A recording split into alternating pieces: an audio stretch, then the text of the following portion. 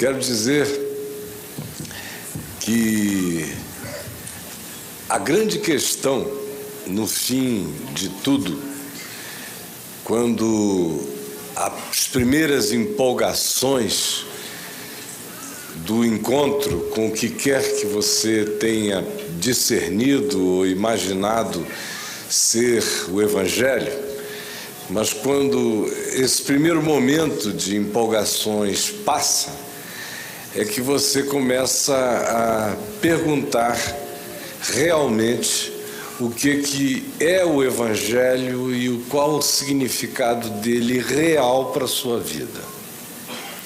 Hoje aqui tem uma quantidade imensa de pessoas vivendo essa ressignificação do crer nas suas existências.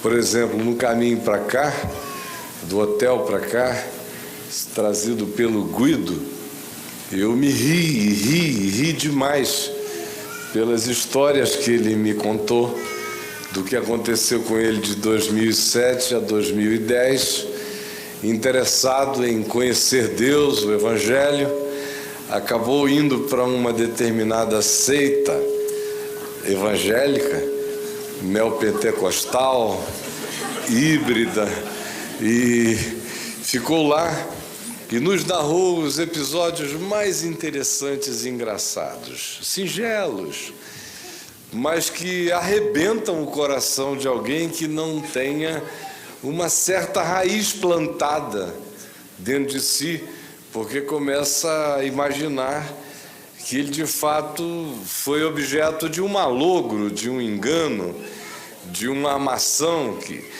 tudo quanto encheu o coração, emocionou a pessoa, despertou-a no que ela pensou ser um despertamento de fé, não tinha sido nada, mas apenas a produção enlouquecida de pessoas que, por cuja manifestação coletiva, nós também nos impressionamos e surtamos um tempo com elas.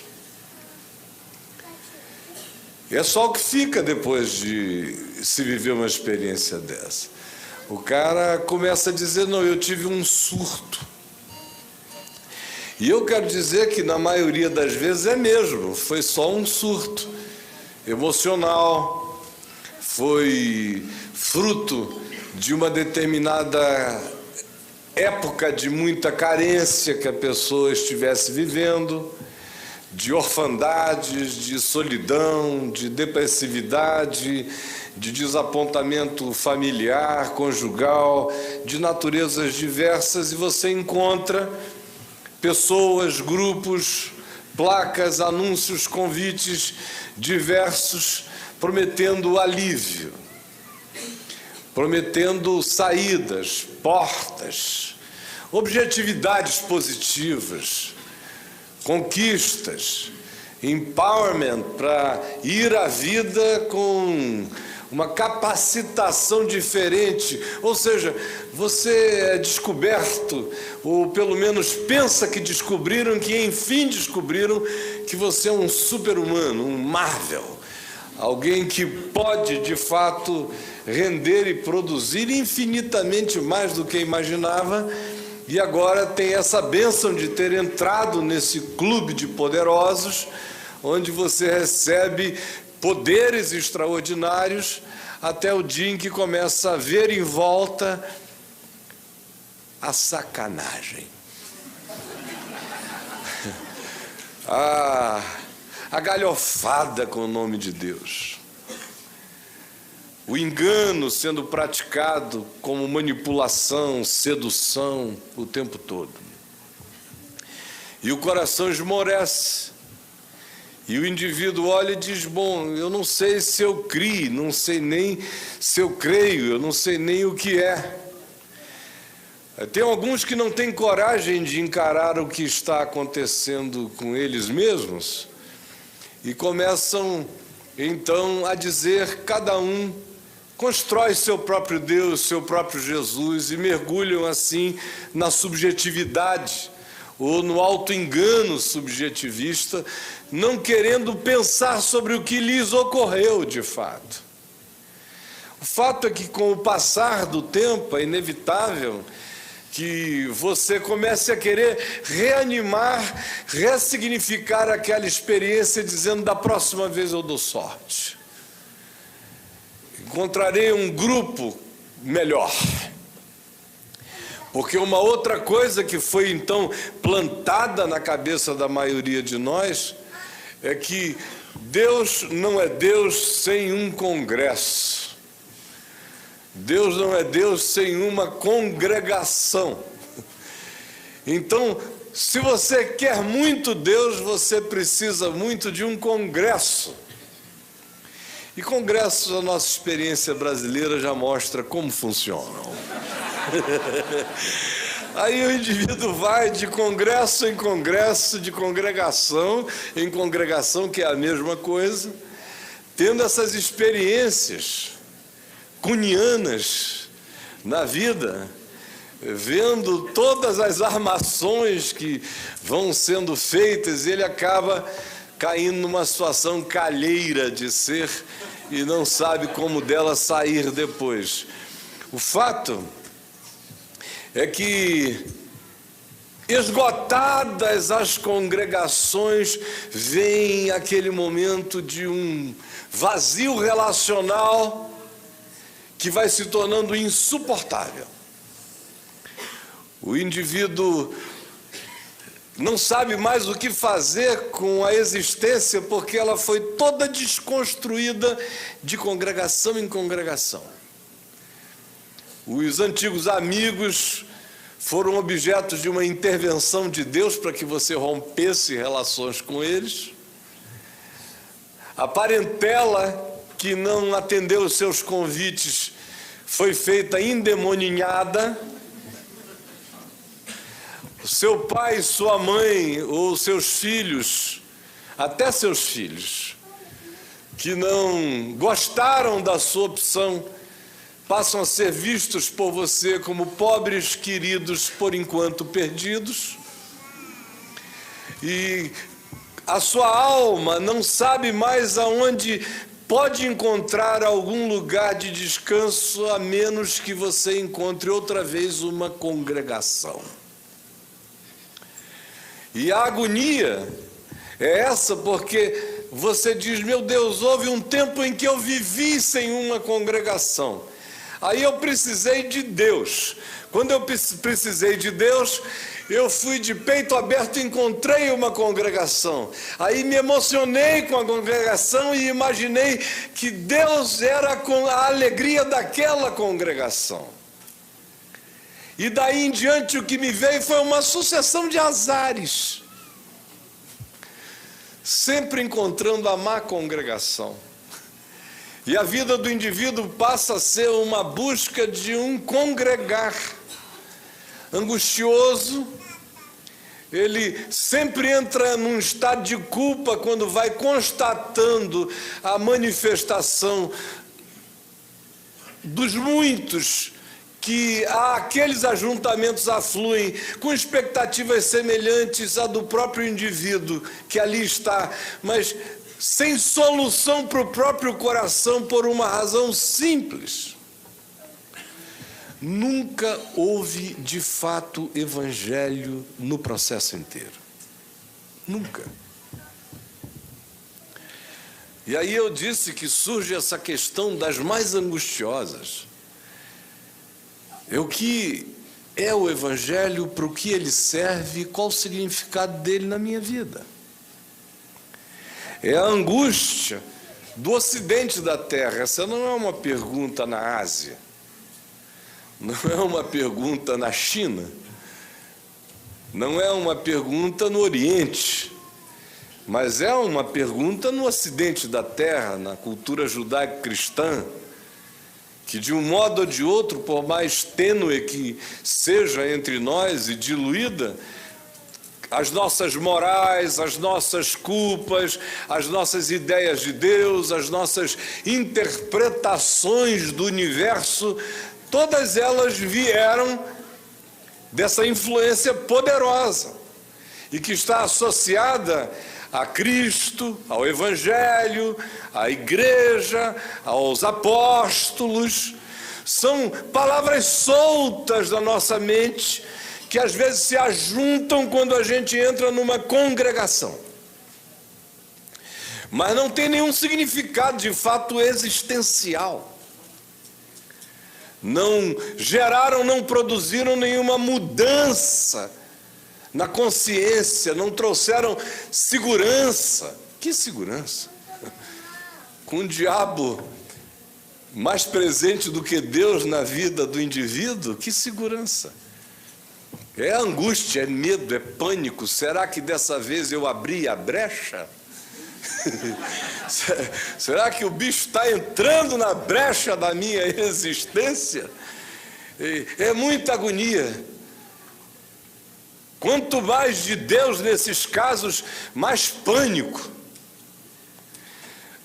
Chega também a hora em que o indivíduo cansa de tanto pânico. Deus e pânico se tornam a mesma coisa. E daí em diante, o que você percebe é a aproximação do cinismo. Ou o indivíduo vive aquela angústia de buscar congregar até o dia em que Deus seja encontrado em algum congresso de crentes, ou ele vai entrando nesse estado culposo, amedrontado, apavorado, dizendo: se eu tentar pensar com bom senso o significado da vida, quem sabe esse já seja o sinal da minha grande falta de fé, já seja uma brecha sutil para o diabo em mim. E depois que ele vive assim um tempo e não fica endemoninhado, ele diz: Deus e o diabo para a terra do sol, né? Porque eu mesmo vou cuidar da minha vida. Aí ele entra nesse estado de cinismo. E depois de um tempo, o que vai se instalando no coração é uma descrença profunda. Ainda que o indivíduo seja capaz de discutir na rua, levantar bandeiras em nome de Jesus, identificar-se com este segmento ou aquele, mas você, sem perceber, se transformou num ser absolutamente amorfo. E antes de você saber o que você pensa que soube sobre Deus e Jesus, indubitavelmente você era uma pessoa frequentemente muito mais resolvida do que você é hoje ou se tornou. Aí venho eu aqui supostamente para falar do Evangelho. E o que tenho eu de novo para falar a vocês sobre o Evangelho? Sinceramente, eu não tenho mais o que pregar no Novo Testamento. Faz 40 e tantos anos, prego. As pessoas ouvem. Você vai embora, a certeza que você ficou, e depois os fatos demonstram que muito pouca coisa ficou na mente de alguns. Então, para que esse encontro? Por que eu aqui? E o que se demanda, se espera ou se aguarda de qualquer que seja a manifestação do Evangelho em nós? Depois de tudo isso, ora, eu quero começar do começo outra vez. Faz de conta que não aconteceu nada. Que você chegou aqui hoje carregando a sua profunda necessidade humana, ainda, quem sabe, nem diagnosticada, mas você chegou. Aí eu me animo para lhe dizer o que faz todo sentido para mim, pessoalmente, e só pode ser para mim o sentido que faça. O Espírito do Senhor Deus está sobre mim, pelo que me ungiu para evangelizar aos pobres, enviou-me a proclamar libertação aos cativos e restauração da vista aos cegos, para pôr em liberdade os oprimidos e para anunciar o ano aceitável do Senhor. E tendo fechado o livro, disse: hoje se cumpriu a palavra que acabais de ouvir. Quando, aos 18 anos de idade, eu encontrei o Evangelho, eu entrei por essa porta. Foi isso que me apaixonou. Eu não procurava uma congregação. Para ser franco, eu tinha pânico de congregação. Eu tinha crescido entre congregações. Tudo que não me faltava eram congressos religiosos. Minha mãe e minha avó protestantes, a outra avó católica. Eu cresci batizado nos dois ambientes. Fiz profissão de fé num, crisma no outro. E me dava uma sensação de profunda tristeza quando eu via a congregação.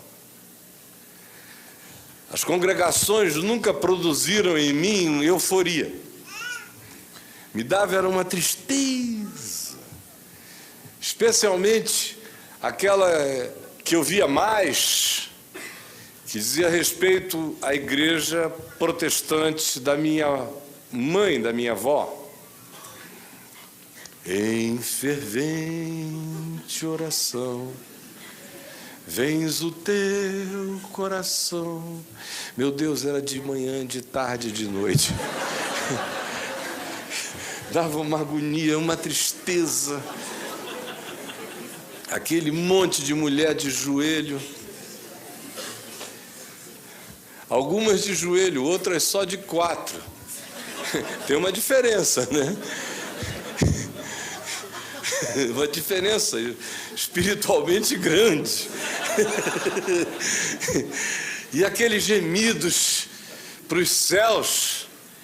Ai, um negócio. Eu passava por aquilo, menino, depois adolescente, e ia me angustiando. Assim, meu Deus, isso é Deus, Deus me livre. Era uma angústia enorme assistir aquilo. E quando alguém dizia que eu precisava me converter, eu disse, por favor, se há Deus, me salva disso. Porque era por demais angustioso para o meu espírito imaginar ficar ali para sempre, naquele negócio. Então, a congregação nunca foi, jamais foi, nunca seria um apelo para mim. Ao contrário. Quando eu entrei numa congregação, foi levado pelo braço porque eu parei na porta de um lugar tão angustiado, com um desejo enorme, autodestrutivo, que a pessoa percebeu e disse, entre aqui você vai ouvir uma mensagem que vai mudar a sua vida. Era uma Assembleia de Deus, imagine, lá em Manaus, eu doidão, garoto de 18 anos, maluco, a cidade inteira conhecia, e parei a moto ali, ele me levou para uma galeria. E tinha um senhor enorme, de forte, com braços de estivador, com uma criança no braço, e ele se empolgava com o que o pregador estava pregando e sacudia a criança, né? Aí a criança chorava uma barbaridade. Aí ele trocava de braço, sacudia mais ainda para niná-la. Aí ela... E depois que ela cansava de chorar, porque chorar cansa, né? De repente, quando ela ia acalmando, ele dizia, aleluia! Aí e eu ao lado. E o pessoal dizendo que eu estava muito doido, né? E eu olhando aquilo ali, eu digo, meu Deus, está faltando ingestão em mim para alcançar esse nível desse cara aqui. Até que eu ouvi uma pergunta. o Evangelho me chegou como uma pergunta. A pergunta do pregador. Vocês sabem por que no alto da cruz de Jesus havia uma epígrafe escrita em hebraico, latim e grego: este é Jesus o Nazareno, o rei dos judeus? Aí eu pensei, né? Nada tinha me feito pensar até então, naquele lugar. Eu tinha sido uma boa distração para o suicídio, por enquanto. Eu tinha encontrado gente num estado latente de desespero, pior do que o meu, sem saber. Constatado a bênção da ignorância. Foi, quem sabe o que eu estou precisando é de uma coisa dessa, de uma ignorância essencial que me alcance e a vida se tornará maravilhosa. Pergunta. Aí eu falei, eu não sei por quê que no alto da cruz tinha esses dizeres nessas línguas. E o pregador respondeu, porque o grego era a língua da filosofia, o hebraico do monoteísmo religioso, o latim da política, tudo isso é invenção dele, naturalmente, né? Será porque eram as 3 línguas faladas e conhecidas no lugar e era para comunicar todo mundo, mas ele deu aquela levantada na placa. E todo bom pregador faz, melhora a placa, o anúncio, o outdoor, o aplicativo, e aí veio com essa. Deus queria que no mundo inteiro todo mundo soubesse que aqui estava morrendo o rei dos judeus. Bom, não era isso que a placa queria dizer, mas valeu. Porque é isso que Deus quer mesmo, é que todo mundo saiba. E aquilo ficou em mim. E eu fiz uma outra viagem em cima daquilo. A minha foi, meu Deus, eu me senti solto do universo. Fui para fora do sistema solar. Virei um meteoro de angústia, viajando pelo universo, sem rumo, sem força gravitacional, sem referência, gelado. Tinha que ter algum conhecimento de astronomia até para ter essa angústia de meteoro. Aí lá estou eu, e dizendo, meu Deus, eu sou esse meteoro. Eu preciso de uma força gravitacional que me ponha num eixo de significado, senão eu morro. E aí começou, lúcida e conscientemente, o caminho de Deus na minha vida por escolha e deliberação e decisão minha, de não fugir dessa relação, desse encontro inevitável. Mas em cada fase da vida, depois disso, Jesus se ressignificou para mim. Ou seja, desde cedo eu comecei a discernir que Jesus cresceria muito em mim. Que o Cristo que eu tinha conhecido era o Cristo do tamanho da minha possibilidade então. Mas que à medida em que eu fosse sincero na minha vida com Ele, Ele cresceria em mim em cada outra estação. Quando eu li o que se diz aqui em João, no capítulo 6, quando Jesus afirma, após ter convidado as pessoas a que comessem dele, da sua carne, do seu sangue, o absorvessem,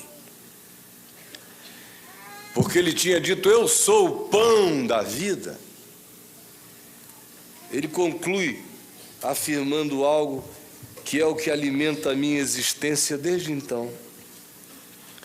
Quem comer a minha carne e beber o meu sangue, permanece em mim, e eu nele. Assim como o Pai que vive me enviou, igualmente eu vivo pelo Pai. Também quem de mim se alimenta por mim viverá. Este é o pão que desceu do céu e dá vida ao mundo. Quando eu comecei a perceber o que isso significava, foi quando o Evangelho começou a tomar raízes crescentes dentro de mim. E olha aqui, por favor. Naqueles primeiros tempos, o que era mais importante de Jesus na minha vida era que aquela angústia horrível fosse embora. Segundo lugar, que aquele poder aparentemente inevitável das mulheres sobre a minha vida cessasse. Um escravo da demanda feminina, era uma coisa horrorosa.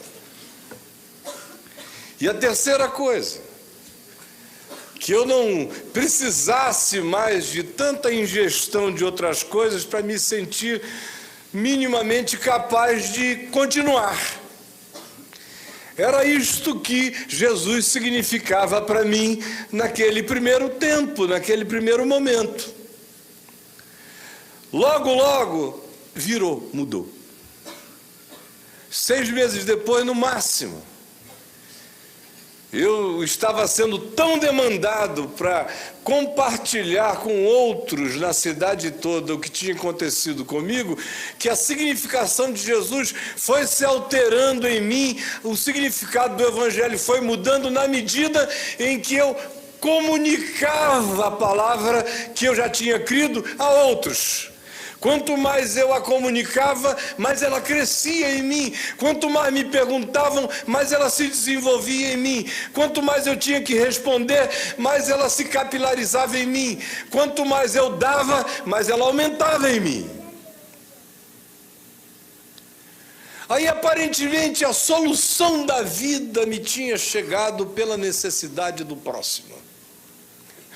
Porque era tanta gente com necessidade que parecia que aquilo não parava de borbulhar em mim. Mas ainda assim, o Evangelho em você está crescendo por causa da provocação de outros. E porque você entrou num molde de felicidade propositiva para o planeta.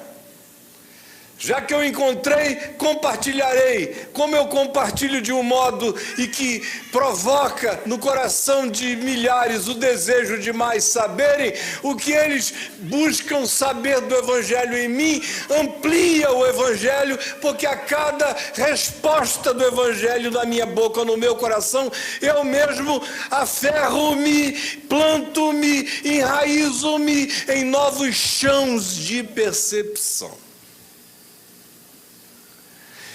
E durante 25, 28 anos foi assim. Até que chegou um outro tempo na vida. Um tempo em que já não adiantava saber da necessidade que milhões tinham de que aquilo chegasse a elas e de saber e não poder negar que você era de alguma forma um veículo importante para o espalhamento de tudo aquilo, mas não me era mais suficiente como pessoa na minha busca pessoal. Não bastava reconhecer o significado que você tinha para milhões de outros, porque você não se alimenta do significado de outros. Quem de mim se alimenta por mim viverá. E como o Pai que vive me enviou, assim eu vivo pelo Pai. O que eu estou lhes fazendo aqui é uma confissão importante. Eu amei Jesus, cresci em Jesus.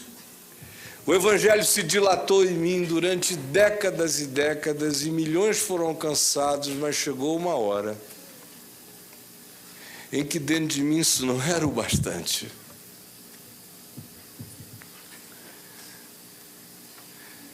Eu precisava de ressignificações do Evangelho para mim.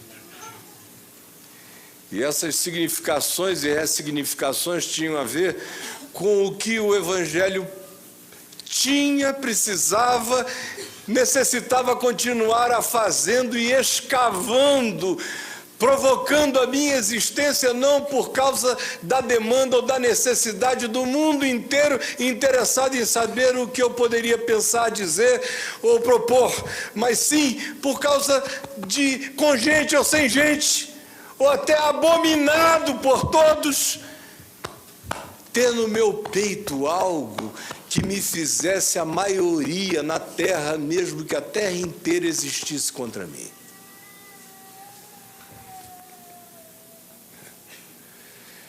Eu ouso lhes dizer que o Evangelho mesmo só chegou e botou o espigão dele em nós quando você, de fato, diz: assim como o Pai que me enviou, assim também eu vivo pelo Pai. Aí começa a se cumprir em você existencialmente a certeza de que aquele que dele se alimenta, por ele vive, e há o acréscimo cotidiano de novos significados e de novas percepções. Eu tenho convicção de que uma quantidade enorme de vocês aqui hoje, meus amigos queridos, estão, se honestos forem, vivendo aquele momento existencial no qual já não é possível nenhum tipo de desistência formal da fé, ao mesmo tempo em que a maioria não sabe como é possível haver de novo uma existência profunda, alegre, provocativa, significativa da experiência de Deus em mim, depois de tudo que aconteceu de desconstrução à sua volta e na sua vida. Esse reencontrar a dimensão do amor de Deus na sua existência em cada nova fase da vida é que é o mistério da maravilha do Evangelho na existência da gente. E se isto não acontecer, o que eu quero lhe dizer é que os dias do cansaço já estão determinados e estão chegando. Se não chegaram, saiba, eles chegarão. E você vai viver naquele estado pavoroso de mornidão. E nada mais vai fazer sentido. Vai chegar uma hora que você vai dizer, você não tem mais como se enganar dizendo: eu sou de Jesus porque eu tenho medo do inferno. Foi útil esse medo do inferno para muita gente aqui no passado. Mas hoje em dia, se nenhum de vocês aqui impressionar-se-ia com nenhuma mensagem que chegasse fazendo esse tipo de anúncio, senão vocês não estariam aqui, vocês estariam em algum culto neopentecostal hoje à noite. Mas não aqui. O que trouxe vocês aqui, se não é o medo do inferno que é anunciado, nem é o pavor de Deus o que é pregado, nem é nenhuma forma de prosperidade material em dias de crise que está sendo proposto, ou não é nenhuma fórmula de imunidade, não parlamentar, mas imunidade universal contra as coisas do mal, porque dores chegam na sua casa ou não chegam. Sua mãe está com câncer, seu pai está na iminência de perder uma perna por causa do descontrole do diabetes, Você era cheio de amor por Jesus, mas ficou com o coração doente, a si mesmo. Você tem um irmão, uma irmã, gente boa, mas que estão acometidos por esquizofrenia manifesta desde 12, 13 anos de idade. Você descobre e percebe todo dia a ordinariedade da sua existência. Você não foi feito, afinal, nenhum Marvel com o passar dos anos. Suas crises emocionais não melhoraram. Você ora, crê, confessa, mas se você vai para casa sozinho, sozinha, sem ninguém, depois de um tempo, você começa a dizer: Jesus, que bom que tu enches o meu coração, mas pelo amor de Deus me salva dessa carência desgraçada. Você come o pão da ceia, mas nem por causa disso passa fome de comer outras coisas. E aí você começa a dizer: mas eu tenho o Evangelho, onde está o diferencial? Houve um tempo em que o diferencial era moral. Vocês lembram desse tempo? Eu sei que eu tenho o Evangelho porque eu não danço. Isso aqui é uma desgraça, né? O cara saber que tem o Evangelho porque não dança. Não, eu sei que eu sou de Jesus porque eu não fumo. Menos mal, faz um mal danado à saúde. Eu sei que eu sou de Jesus porque eu não jogo. Dependendo do jogo, é um grande negócio. Antigamente era assim que você se diferenciava dos demais. Eu sei que eu sou de Jesus porque minha primeira relação sexual será depois do casamento. Aleluia. Era assim. Eu sei que eu sou de Jesus porque não me divorcio e na minha casa ninguém jamais se divorciou na família inteira. Eu sei que sou de Jesus porque não tem gay na minha casa. Eu sei que eu sou de Jesus porque eu dou o dízimo. Não é o caso aqui. Nem esse testemunho vocês têm para dar aqui.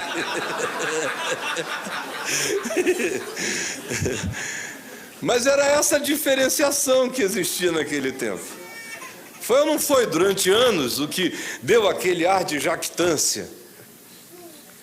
A garotada mais jovenzinha, adolescente, eu sei que sou de Jesus porque eu não saio na mão, por exemplo, não me masturbo, não sou um bronheiro, qualquer coisa do gênero. Eu sei que eu sou de Cristo, graças a Deus. Mas não pega mais hoje. Não dá mais porque está todo mundo dando muito em todas as direções. Então, nem mais a jactância moral ficou para diferenciar. É um assunto que você não pode mais compartilhar com ninguém em lugar nenhum, mostrando-se superior. Porque a superioridade acabou, ou não acabou. Não precisa confessar, eu sei. Acabou. Aí foi ficando só você e o pagão. E você e o pagão a mesma coisa. Ainda com problema, você não tem nem mais a congregação para fazer aquela super afirmação. Olha, eu sou assim, mas me congrego. Faz toda a diferença. Você recebe a emanação, o imantamento. Dá assim, um certo poder a mais. Vem comigo. Antigamente tinha gente que cria. Hoje em dia a maioria diz: escuta, não é aquilo que eu vejo na televisão. Aí você é forçado a dizer que é. Aí acabou a razão de jactância. O cara já olha para você e diz: pô, rapaz, você parece tão funcional. Como é que frequenta esse negócio? É um milagre que você frequente lá e consiga trabalhar aqui. Acabou. Acabou. O país mais protestante da Terra pode eleger o Trump. Acabou. Qual a diferença que você encontra até nas significações de escolhas diversas no mundo entre o que o Evangelho supostamente faz e a ausência do Evangelho cria? Não precisa ir a lugar nenhum. Olhe para o Congresso Nacional, que foi onde a gente começou, no Congresso, na congregação. Tem 100 e tantos deputados que se confessam isso lá. Não sei nem o que isso é, mas confessam essa coisa de crer. E olha como eles são melhores do que os outros. Éticos, cheios de discernimento, gente de princípio, sem nenhum interesse na coisa pública, exceto no bem do próximo, sem discriminação no coração, gente que tem um profundo amor pelos marginalizados dessa vida, pelas minorias desconsideradas, perseguidas.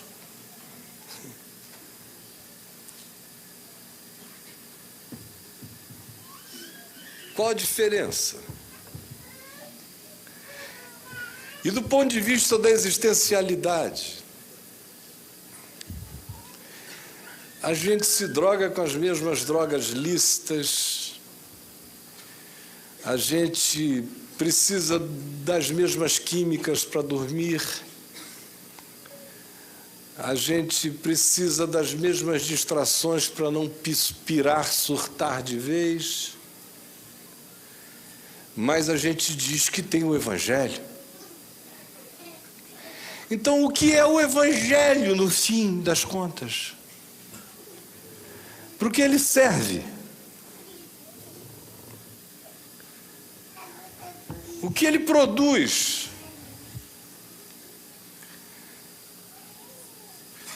Que realidade ele carrega? O Jesus foi o mais sutil de todos os desgraçadamente surtados, o mais genialmente capaz de construir uma sabedoria assimilável, simples, provocativa e não ideologizável, se levada seriamente no que diz, mas que não tinha nenhum poder efetivo além das palavras pronunciadas, não carregava coisa alguma além daquela simplíssima elaboração de amor e de perdão, e de creia que Deus é com você. Mas na realidade, tendo dito isto era tudo que tinha para dizer, porque para além disso, nada mais haveria para acontecer, já que no fim de tudo, nós, eles e nós, o que quer que sejamos nós e quem quer que seja, quem como nós não seja, diferença alguma faz. O que nos leva a uma constatação: nós não temos provavelmente conhecido ainda o Evangelho.